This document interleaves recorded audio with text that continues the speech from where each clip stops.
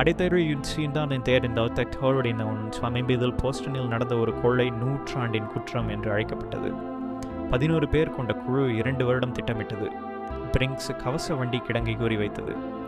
அவர்கள் காவலர்களின் நேர அட்டவணையை மாத கணக்கில் கண்காணித்தனர்.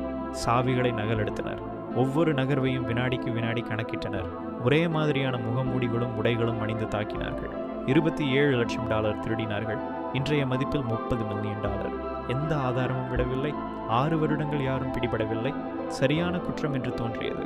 ஆனால் சட்ட வரம்பு முடிவதற்கு சில நாட்கள் முன்பு ஒரு உறுப்பினர் மௌனத்தை உடைத்தார். தன் தண்டனையை குறைக்க போலீசிடம் பேசினார். 8 பேர் கைது செய்யப்பட்டனர். உள்ளே இருந்து கிடைத்த தகவல்களால் மட்டுமே இந்த கொள்ளை சாத்தியமானது என்று தெரிய வந்தது.